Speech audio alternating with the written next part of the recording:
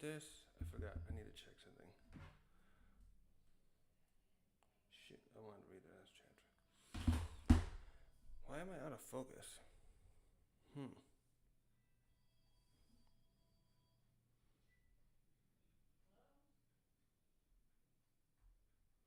Am I working here? Oh. Good. Hey guys, anyone who's watching, just setting up the stream, make sure everything's ready. I'm going to review the new chapter of One Piece that came out. It's it gives us quite a bit, and at the same time doesn't. I was kind of hoping for a little more. Hold on a second.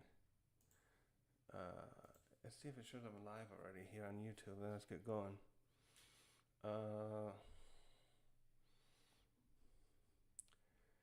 Okay, good. Looking good. Looking real good.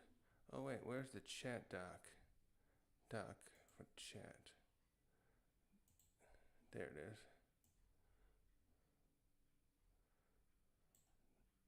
There it is, just in case. I've been just busy all day with chores, so now it's like 5:30 in the evening for me in mountain time, so I'm finally getting to this. And for some reason my camera's blurry. I'm sorry about that, but I can't seem to... Wait, don't I have a way to check the properties? Configure video. Oh, white balance gain. Fuck it. I just want to get going on this. It's almost dinner time. Let's just leave that going. And let's get going. Okay, so... Wait, I did have one more thing to check here.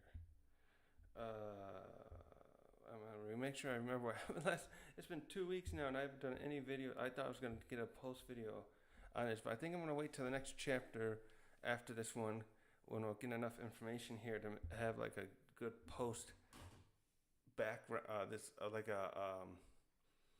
Because we're in a flashback now. We have two. Just like the second chapter, Well, it was like half of the last chapter. Shoot. And we got the stuff with Kuma. We're getting a background of Kuma, and a bunch of other characters were involved. Let's see here. So there was that, yeah. This is second here.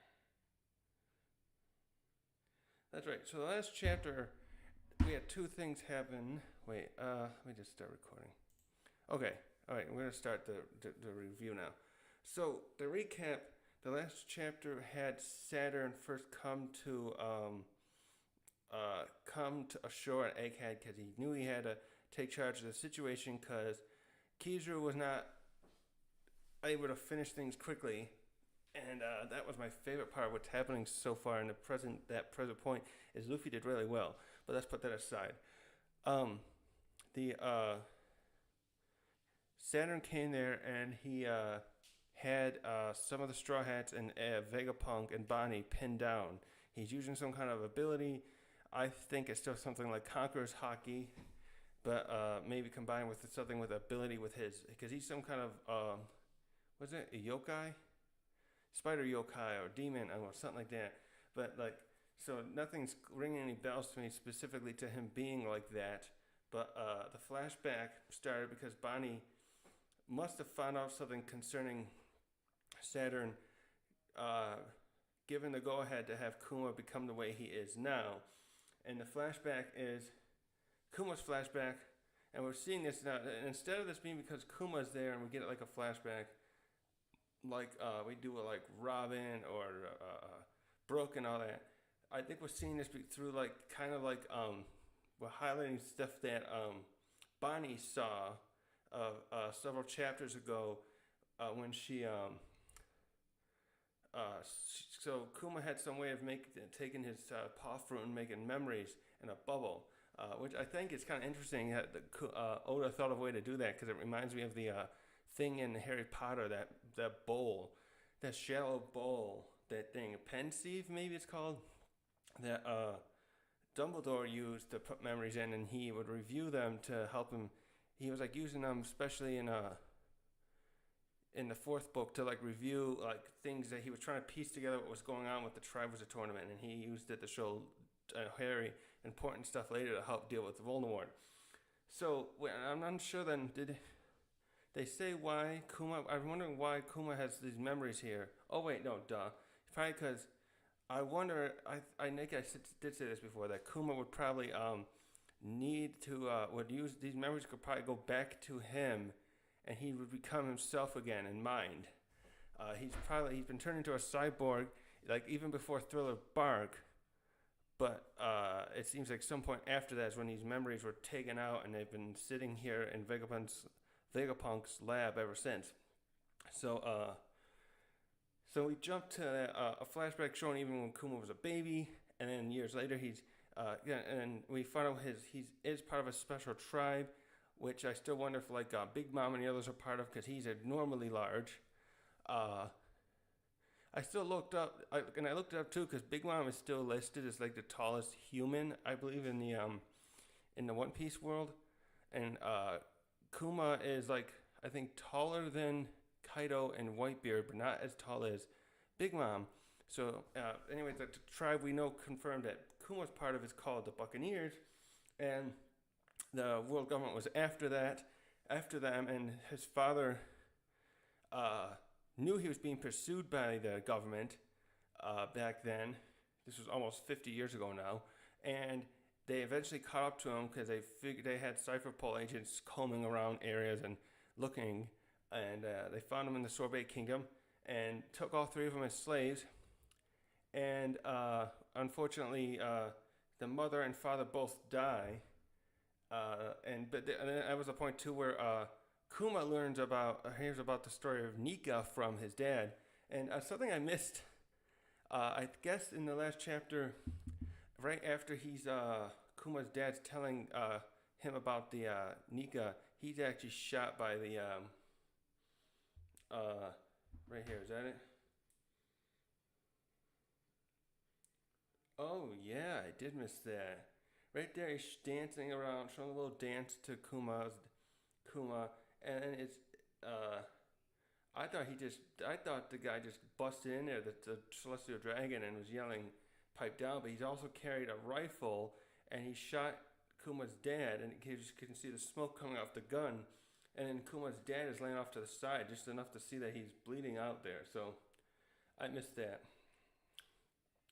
So the main thing with the last chapter left us off at, which and then this whole next chapter's pivotal and focuses on, is the Celestial Dragons have a game every year where they go to an island and they just wipe the population off. And I think it's always an island that's not affiliated with the world government. That's kind of funny though, given how much they like to get away with everything. I would have thought that would not matter to them, that they could just hide whatever their activities. Just a moment, I'm gonna get some coffee.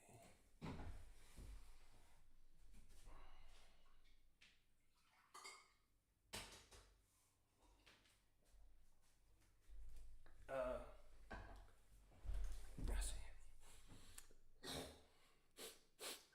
Yeah, so it's real surprising that the Celestial Dragons only pick islands that are not affiliated with the world government.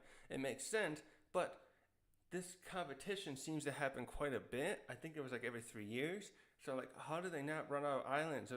There's lots of islands in the One Piece world, but I don't think there's enough for them to get away with this often. It's a little it's just interesting. So the chapter ended with the chapter ends. We see the younger Sink.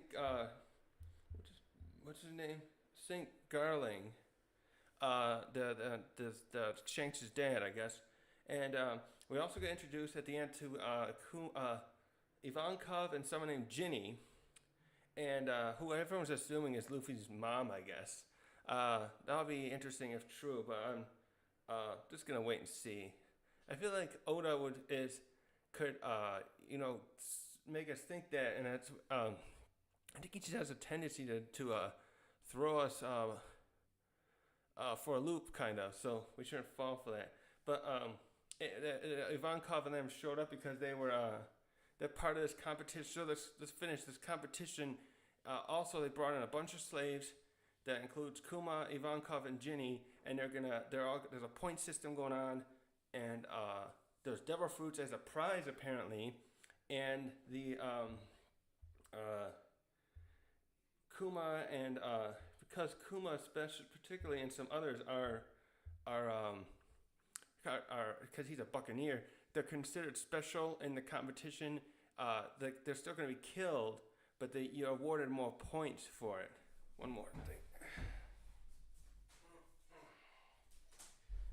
Keep this like that. Okay. Anyways, so this chapter is called. So in this, the chapter ended off showing that Kuma and Ivankov and Ginny were going to team up. Kuma was trying to escape initially, and everyone's part of these slaves are in little groups, and the other people on his team had captured him because they were if they would get punished if one ran away. Like I'm assuming Kuma would have tried to escape, and he what do you call it? So if he wasn't found, the others would be punished severely. So anyways, this chapter's title is Kumachi. Wait, so what does that mean? I should have looked that up, what that's about. So we continue right where we left off, but now we're back to this center area of God Valley, which is somewhere in the West Blue, by the way. To reiterate, we all thought it was in Grand Line, but it's not.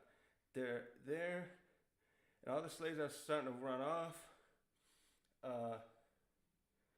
Let's see, and then there's we see then St. Garling and a bunch of other celestial dragons getting hyped up to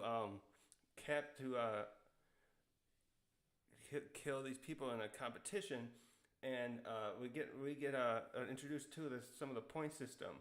There are 13 of these slaves, or I'm assuming that's just the slaves and not, because there was also a point thing for like people on the island, and the king was considered a special in that case. Like he would get like, was it 10,000? You'd get 10,000 points or 100,000 for that. And what was that here?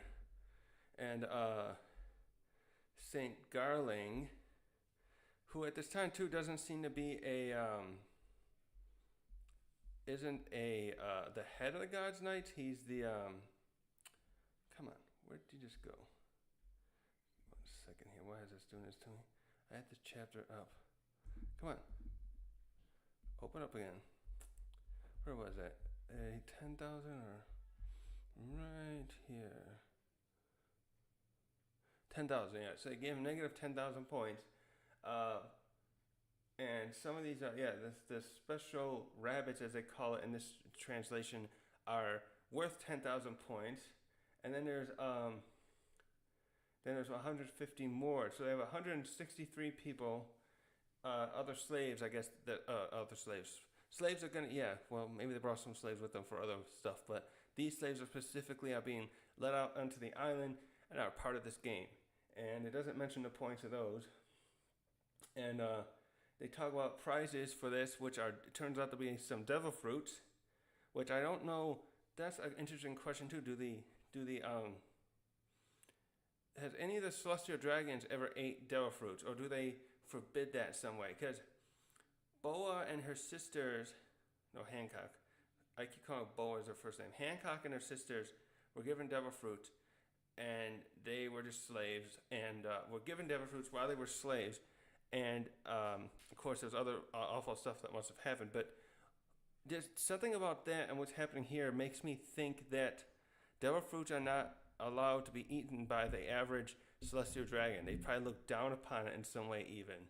There's something to this here that makes me think whoever won these devil fruits, say St. Garling wins, because he looks like he's one of the best at this competition. When he take these devil fruits, or devil fruit may say only is one awarded per the top 3 or something. When they take those devil fruits and give them to a slave of their own for further entertainment. So, for example, what we find out here is that Kaido's fruit is one of the prizes, as well as Kuma's fruit. So what if Kaido, what if the Azure Dragon fruit was taken by Garling or someone else, would he give it to a slave, and then they'd have a giant dragon they could once the person's an adult. Actually, that's something too. Kaido and then eventually Momonosuke are quite tall. And I wonder if the size of the person is totally part of why the size of the dragon. Because when Momonosuke was a little kid, when he's 8, he's a tiny dragon. He's like maybe, was he like 10 feet long, 20 feet? Not more than that. And Kaido looked like he was like 2 to 3 miles long, as in his main form, his giant form, and he's like one of the tallest characters who's human form. It's like, what if a giant ate that, for example, and could they become an even bigger dragon, like twice as long as Kaido, if he or she ate the fruit? I need to get a tissue. One moment.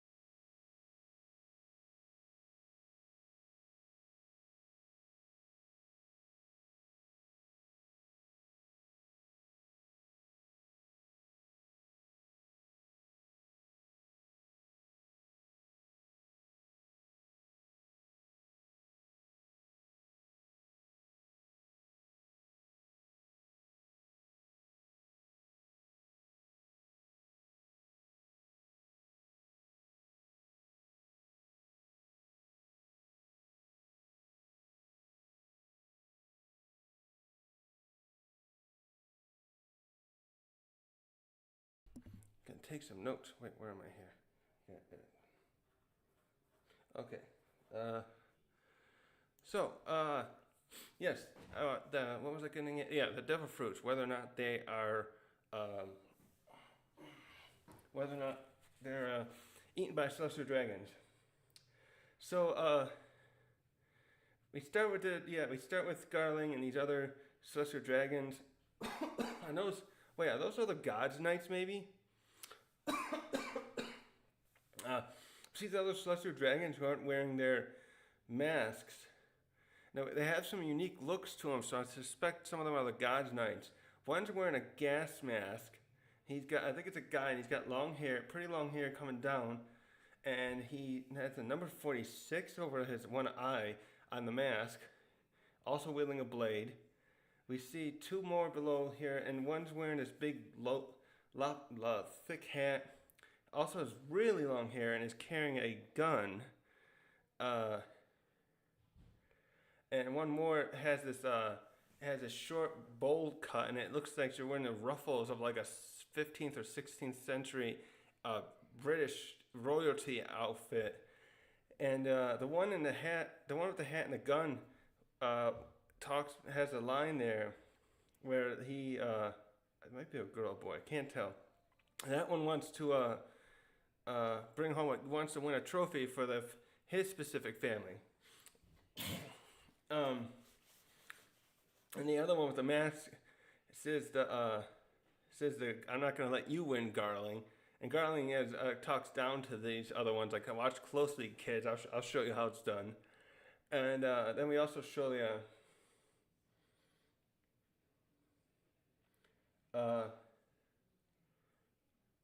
so yeah, they're sending these guys out and they're giving them on 1 hour to run ahead. And it looks like there's 200 world nobles there who are part of this game to participate in this. And so next we jump to the Marine headquarters of that time, which I think is still Marineford.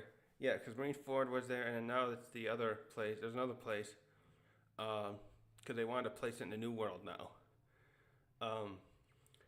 And we actually get to see Kong when he's a lot younger, and I'm assuming he might be the fleet admiral here. You can tell the main difference, I almost didn't know it was him at first. I had to go look it up because he doesn't look quite as muscular as he looks like 40 years later. He's got that same hair, and he's got a coat on. I can't tell. I'm guessing fleet admiral. And he's And so he's contacting Garp, and because so we already saw that there's a lot of security around God Valley, but Kong receives information that worries him that pirates are coming to the island, and we know what's coming. So they receive some intel, though. Actually, this brings up something quickly too. Yeah, and how they know exactly what what the pirates are doing. How are they tailing these pirates all the time? They must have Cypher Pole and other people combing around, possibly tailing them. And Kong is contacting Garp, who's at this point on a vacation. He actually wasn't even planning on going there or anything. So I wonder still if Dragon was even there. Because I don't think we see Dragon here. We don't get confirmation that Dragon came along, as I saw some people speculating about, which was a neat way to tie in Dragon. Damn. And so Kong wants Garp to go to God Valley and provide extra security. And he won't tell Garp why, though. He knows Kong obviously is privy to what's going on. He's probably the one who was in charge at this point of making sure there's enough security to go with Celestial Dragons as they make an excursion off into one of the seas. And he tells let me think.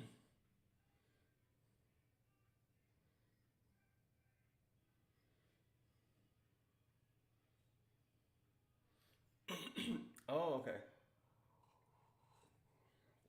Okay, so Garp understands what's going on, so he's not stupid to this. But Kong is a little surprised by something he knows here. So Kong.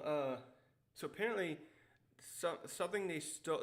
The world government stole something from Hachinosu Island, which is probably the devil fruits we see here, and now the intel concerning that Kong's talking about concerning the pirates is that the pirates are coming to the island because they know the treasure is there. Not that they're particularly interested in going after the celestial dragons. That's the way this is implying it. And the part here is interesting that scares but Kong is surprised by is that Garp knew enough about has knowledge about what happened. That the world government somehow stole something, and he says it makes sense that they would come and try and get it back, and then Kong is like, Garp says like, what are you worried about anyways? You guys, you knew you'd be going out with a bunch of celestial dragons, and you would send a big escort. What are you worried about? And this part bothers me a little bit there, but wait, I'll leave that for a second. And what makes Garp end up going to God Valley is that Kong tells him that Roger's also planning on going there, and this is where it gets Garp excited to go there. So two things. Rocks we already know is dangerous. Apparently, since Goku told us in hindsight, told us that at this point, Rocks is already a dangerous pirate to be reckoned with. I don't get why Garp would not be concerned just enough about that, and knowing that since Devil Fruits apparently were stolen from Hachinosu. See, the thing is too is he calls it the treasure of the pirate island. So I wonder too if that means Rocks had gotten these fruits and was planning on giving them to someone else on his crew, the way that like Blackbeard's doing now, where he's giving devil fruits to everyone. Dang. So anyways, the thing again here, the thing that is interesting too, though, is Roger at this point is already considered a dangerous and formidable pirate, because Kong even said, I didn't expect Roger to be coming to the island too. So they're already figuring out following him. They know about Rocks going there too. So they're tailing all the big pirates back then.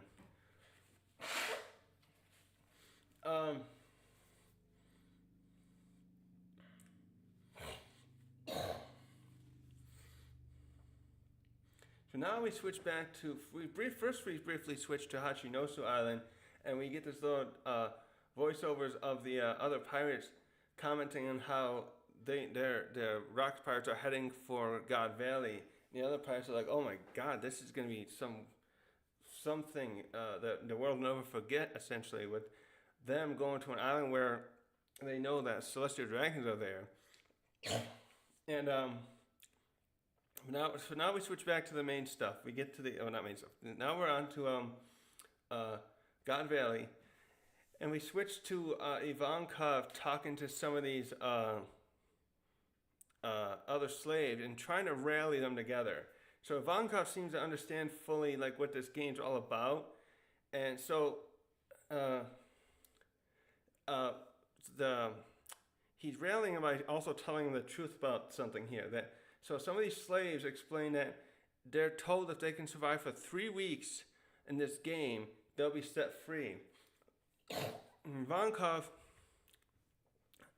the funny thing is Ivankov, because Ivankov somehow knows that no, that's not true. There was a tournament before this, and no one came back from it. So, maybe he just overheard it from the celestial dragons while he's been a slave. He said, no, they won't let us go. I heard about a tournament before. They never let anyone go. And then someone else is like, one of the other slaves is like, but why would they tell us that then? And he explained something that I think should be somewhat obvious. Hope.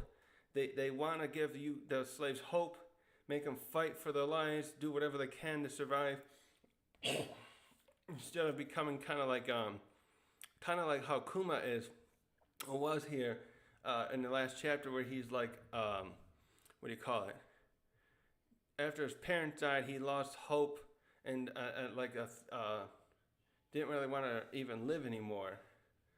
So he explains that to him, and so then Ivankov too explains, like, don't fall for that stuff.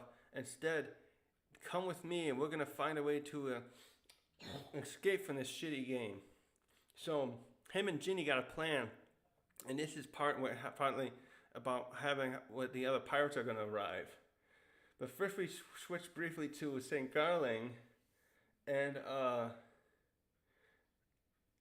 we see him riding around on some kind of mount that looks like a bird of some sort, and he's cutting down slaves here. And then we get an announcement from one of the other, probably who's ever like commentating or keeping a tally on the game, and he's already got 10,000 points back, and that actually means he must have killed at least 2 people now, because they gave him a negative 10,000 when he killed the king of this island. And what are they showing that for? They show Denda and Mushi. Is that like, it must be surveying the, that's probably Denda and Mushi surveying the game to keep track of the points. And we have this brief little panel too where it shows Rijwa, and I don't know what they're showing that for, but they show like some kind of sound effects or something. Something I'm probably missing there. So now we get to Ivankov and Ginny's plan. First they have like a fisherman help them,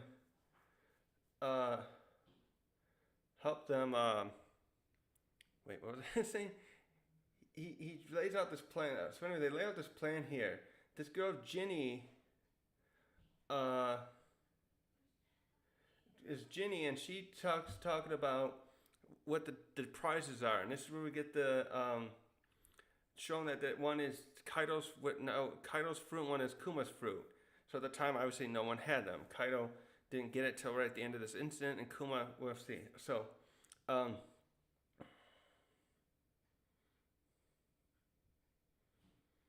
so right here, she explains next, like, so Kuma's plan, Ivankov's plan too, is to get these devil fruits, eat them, and use them as a means to escape. Because since one can turn you into a dragon, you can fly, and the other one with the pop-out, you can like technically fly also. So Ivankov wants to have someone there eat the fruit and and help them escape. And so he's explaining this to Kuma and some other unnamed slaves who are standing here, and some of them are like that's not gonna work. How are we gonna get to them? They're at dead center of the island, and we'll never make it through. And how are we gonna escape from the Marines as well? And this is where Ginny brings up that what she's done is using Den Mushies. She's been broadcasting information to outside the island that these devil fruits are here, and maybe mention that the Celestial Dragons are here. Give an incentive, especially for what we just heard between Garp and Kong, for the Rocks crew and other pirates to come and get these devil fruits. I think because the other pirates are gonna be coming, and I suspect that's because some of them hoping to get their hands on the devil fruits before Rocks does. But so she's been doing it for 2 weeks now. Or started 2 weeks ago. She's been this girl Ginny's been broadcasting information, so she's sure someone will be coming, and boy, are they. So now we switch here to, the next part of this is first is that Ginny and Ivankov want a decoy to help, probably to get rid of any security near the devil fruits, I'm guessing, and then Kuma volunteers for this. And I forgot, Kuma doesn't have any hair at this point. He doesn't have that big afro. So he volunteers for that, which impresses Ginny and Ivankov, because he points out how he doesn't want anyone else to die, and because he's a big tough kid, he's the best to be the decoy. So now we switch to Ginny's part, the part of the plan that Ginny's talked about that is working, and that's other pirates start coming up to the island, and they're taking out multiple marine ships with artillery.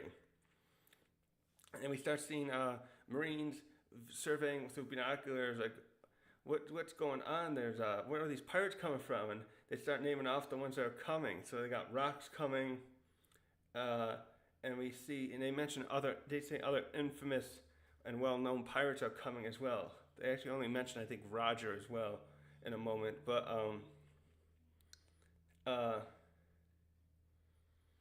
I don't even think we see Rocks here, but we get his voiceover, and some of the so now obviously the Marines are in panic and they're trying to figure out what they're going to do, because now they're being overrun by lots of pirates, and we see Rocks' ship coming up, and you hear his voice saying, "Get out of our way! You can't stop us, and follow me, fellow pirate, the others." And this is where we get a panel here where we see a whole bunch of the other Rocks pirates. Actually, I should pull that up. Some of them obviously will recognize right away. Big Mom, Kaido, and Whitebeard. Rocks pirates.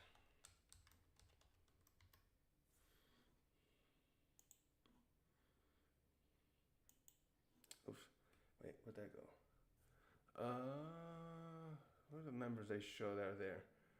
Shiki, John. Oh, that one must be John. Okay. I was wondering what that one was. So they show a bunch of them. First they show a big panel, and they show, you can see Shiki, Whitebeard, Stussy. Yeah, we even see Stussy, not Stussy, the original Buckingham, I should call her. Big Mom and Kaido. And there's someone else there too, and she's got a snake with her that looks like the kind of Hancock and her grandmother has. Was that, or whatever. So someone obviously from Amazon Lily, a member of them, is here too, and I'm not sure who she's supposed to be. And it looks like even at this point, Big Mom's got her what's her Prometheus. She's got Prometheus in her hand, and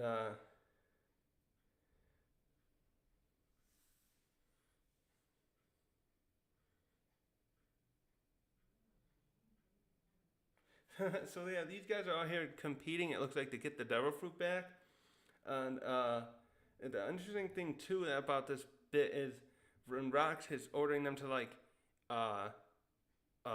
go forward and follow my lead. It looks like when Whitebeard gets upset with that, and this is funny because we were under the impression that Whitebeard is part of the crew, but the way he responds by saying, "I'm not your underling," you can't tell me what to do type line is. So, and then the other ones here are all getting quite excited. We see Shiki, Kaido, and Big Mom in particular And Big Mom's asking about the rules of sorts of they're doing like the first one that gets the fruit wins, and is that Shiki? No, actually might be Shiki saying that.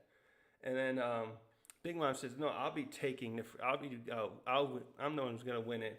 And Kaido's behind her saying, "Wait, why should you get them? You're not gonna be. You couldn't eat one of them anyway because you already have your own devil fruit." Uh, so who's that there? So someone's on Whitebeard's back right there, and I wonder if that's the original Buckingham when she was young there. And there's then the other woman too. There's an exchange there that is Stussy, yeah, the original Stussy. So that other woman comments something to her about how you're shameful.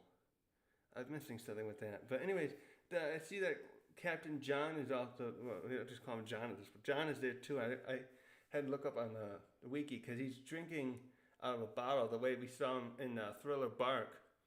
And we saw the nice lineup of all these people. And we see a couple of the faces here too. I'm not sure who they're supposed to be.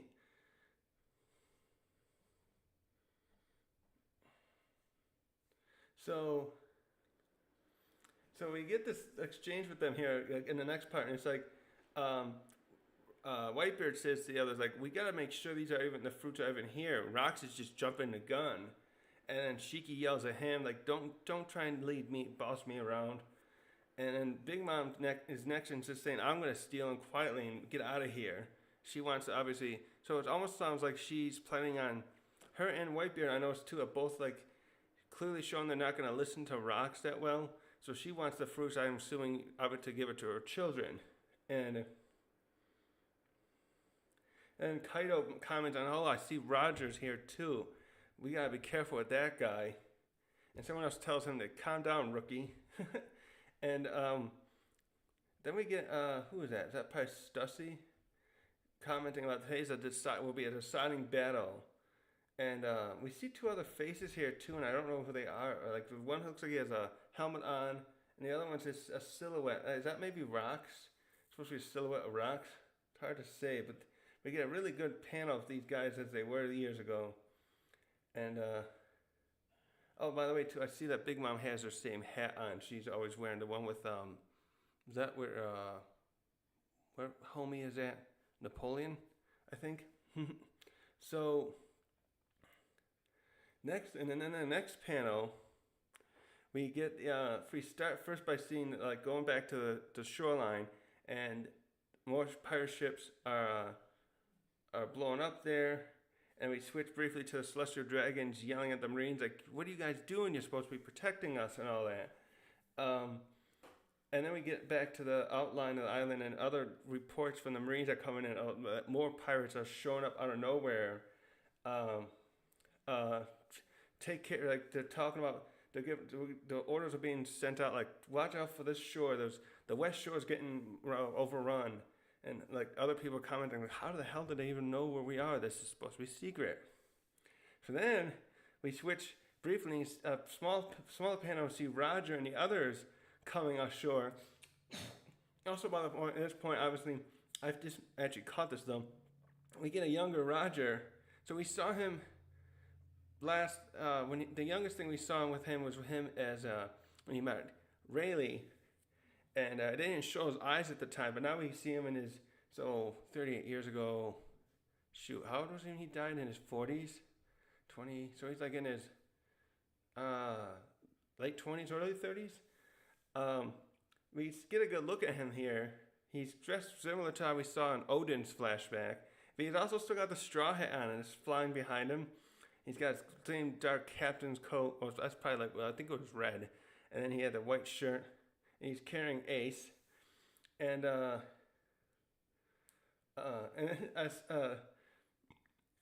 we have Rayleigh there, and what's his name? Scopper Gadon, I think. And wait, where'd that go? Yeah. And Scopper's like, we're telling Roger, like, you can't take no using that captain privilege stuff this time to try to get fight certain opponents that I may want to fight. I'm assuming because he did that with Odin, which was years later though. Him and Rayleigh were ready to go up against Odin, and Roger's like, "No, I got this," and they're like, "You just want to fight him." And there's actually some other members there we see. I don't even think we've seen them before. Like there's one way in the behind with the long hair and the dark clothes. And there's one that looks kind of like a Viking there. And we get Rayleigh there with his sword, and he's just commenting how this is going to be a rough battle. And Roger's line too is something I'm not sure. He says it's been a year. Do you know what that feels like in this translation? And I'm wondering if he's just referring to like he's been bored or something, or it's been a while since he fought the other pirates, because he looks really pumped up in this part. So I don't know, and I'm curious if his goal here was to get those devil fruits the way the Rocks pirates are. And so now in the next panel too, we briefly switched back to St. Garling, and he's railing up his other knights down nearby, and he's telling the Marines to fall back and let them handle these main pirates. And we get a viewpoint too of a couple of them. We don't see one. We can't really see the face. I think it's hard to see their face, but it looks like they're carrying some kind of spear or something.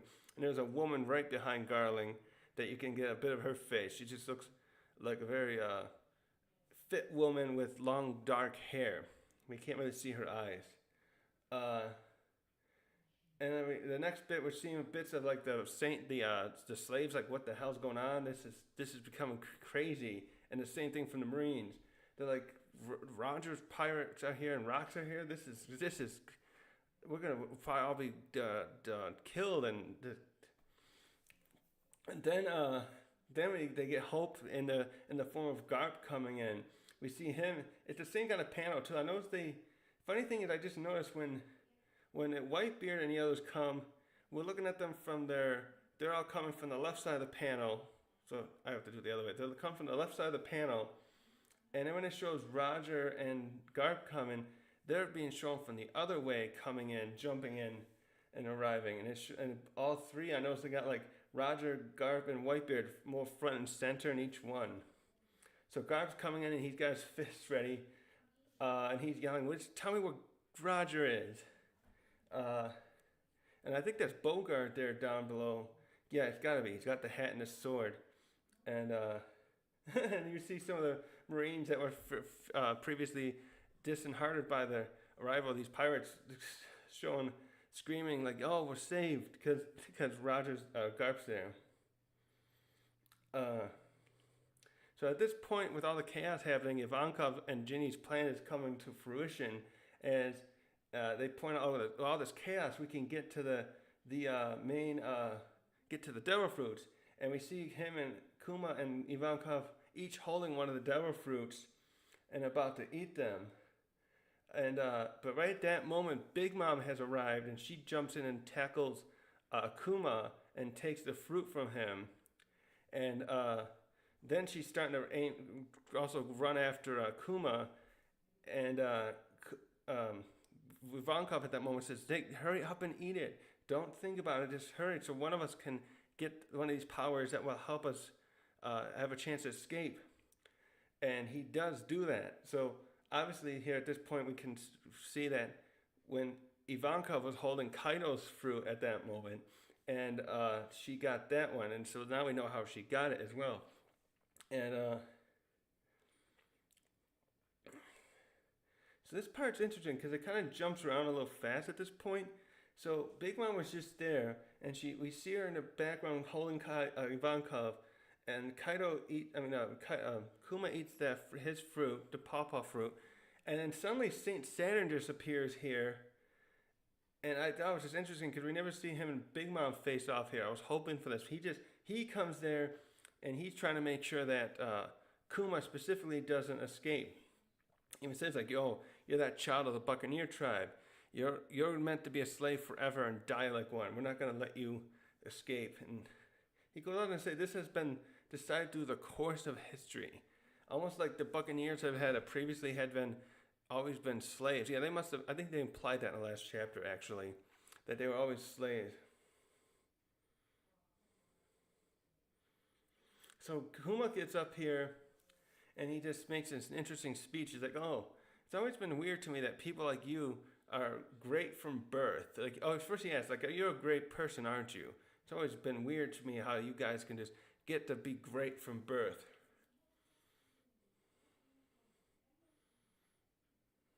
And then he goes on to point out, how's it go? There's no point in being a slave from the moment of your birth. But he goes on, he basically goes on here, Kuma's like, well, I'm gonna use this power now to save as many people on my way. Save as many people as I can, just like Nika. And Saturn goes to say, that's why we can't let you survive. He wants, with that Nika thing, obviously got under Saturn's skin a little bit there, because he wants to make sure that Nika obviously doesn't come back, and so he doesn't he wants to, I'm guessing he meant here he was going to kill Kuma because we can't have you spreading those stories either. And then unfortunately this flashback of this point ends right here. This is why I said earlier, we don't get anything else about what happened exactly. The last thing we see here after Saturn commenting on it to Kuma, it shows we see God Valley with all this doom and gloom clouds overhead, lightning around, and it looks like Rox and Roger are together at some point, and someone just says, wait, I think it's Roger saying, wait, Rox. Yeah, and then Rox says, don't get in my way, Roger. And then we just end with these panels of the little text boxes saying this incident will vanish into the history of darkness, the darkness of history. So we don't see anything else, unfortunately, at this point of what happened. Which I'm not too surprised, but I was kind of hoping to see a little more of a clash with like Rox and Garling maybe. But I'm guessing that Oda's going to wait until Blackbeard's flashback or something with the final island to really show us that. So now we switch. We're still in a flashback. We switch to seeing Kuma, Ivankov, and Ginny, and they have escaped back to the Sorbet Kingdom, his homeland, and so they must have escaped. Yeah, it looks like they escaped before this entire shit went down afterward. That they were just at, because then they had talked about, look, we don't know much else about what happened. That the reporter in the paper's not talking about much, except that Garp defeated everyone. Well, Rox, because we know Roger still runs amok for a while. And one of them even says, Morgan is such a shitty reporter. We can't trust him to tell the truth. So they're implying, too, like, we know that something else went down there. It's not just Garp, obviously, who would have won. There were so many powerful pirates there. Some of them probably just took each other out as well. Also, they're probably doing that because I bet they covered up that the Celestial Dragons were even there. Because they don't want the world to know. I'm sure it's sad enough. Some people whisper about it, kind of. But the Celestial Dragons, what their activities like that are probably not ever publicly talked about in any of the papers. And then now we see them we see a bit of here of Kuma with his Bible later. The thing that led up with that, he's here in a church. The three of them are in a church, and he's praying for people that he was unable to save. And he's been there so long, though, he's kind of frustrating Ivankov. But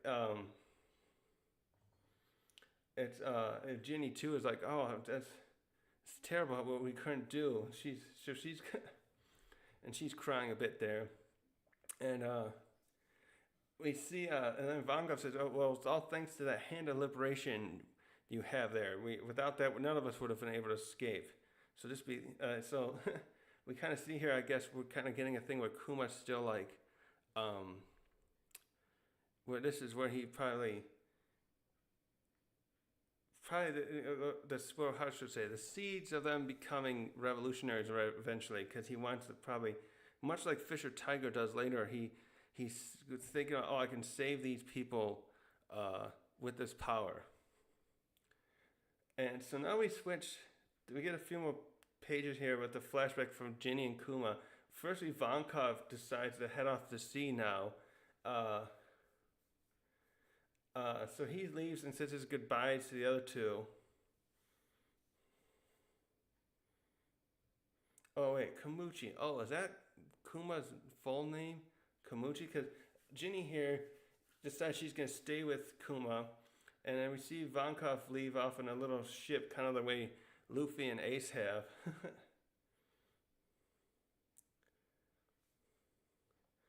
and now, so now we get a thing where we're watching these two live together, and so we show them doing this little stuff where they're working together. He's cutting wood, and they're taking it into the city and selling it. And but at this point, we get a feel for the relationship too. Where this girl's she's younger than him. I think they stay here. She's 4 years old, and he's like 9. I think they said, right? Yeah. And she's he gets bullied by some little kids here at one point, and then Ginny steps in and kicks her ass. And I think they said the two of them living in the church. By the way, they're going to stay hiding in this. It looks like it's a church that's been abandoned, because it all looks kind of semi-decrepit from the outside, and on the inside, there's like stuff laying around everywhere. And even though these kids are beating up Kuma, we get to see his gentler side again, because he comes up to the kids after she's knocked them out, and he's using his fruit to heal them, essentially, using it the way he did against on Luffy when he took out the pain in that bubble that Zoro took. And he seemed to just pop it out. Oh wait, looks like that page is messed up. Oh yeah, so wait, that's the end. So they first, before I should have looked at that better. So the thing to go back a little bit is we just see another page where the two of them are living together and they're eating food together, and it just shows them living together happily, and they're just like thinking, "This is great that we get to live this way now and have food the way we want." Yeah, I think that's the end of the chapter. Wait a minute, why is that one different? Hold on. That messed up. That's a little messed up. Wait. Why did that mess up like that? No, the other one's like that too, because this is chapter end, but it clearly, this is clearly a little messed up, because this is end when after Kuma has healed those two kids, and it just shows him, and the end of the chapter is him and Ginny just walking together. Well, he's carrying a satchel of wood that they're gonna go sell, and she's just sitting on his back singing. It's very cute. And that thing before must have been them.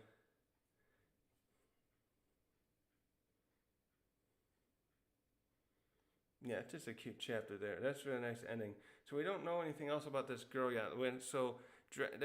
They from the shows here, they did escape with right after they escaped right there from Saturn. No, that thing they left off to, they left a cliffhanger right there of how Kuma ended up escaping from Saturn, because he had him dead to rights there, essentially. He doesn't like transform or anything, Saturn.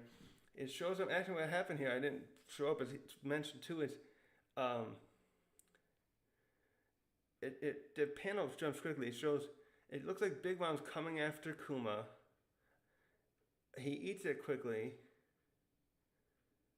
He gets away, he eats it quickly, and then Vankov's like, "Yes, this is our victory." Someone finally, one of us ate the fruit at least.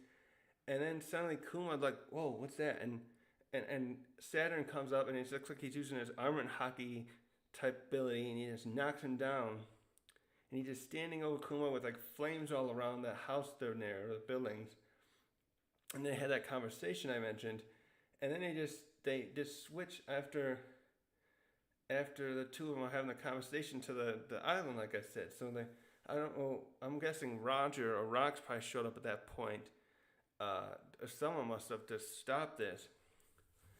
So yeah, they left even a cliffhanger of how Kuma escaped. But then when we switch back to the Sorbet Kingdom, when they're there, it's like it must be like days or weeks later.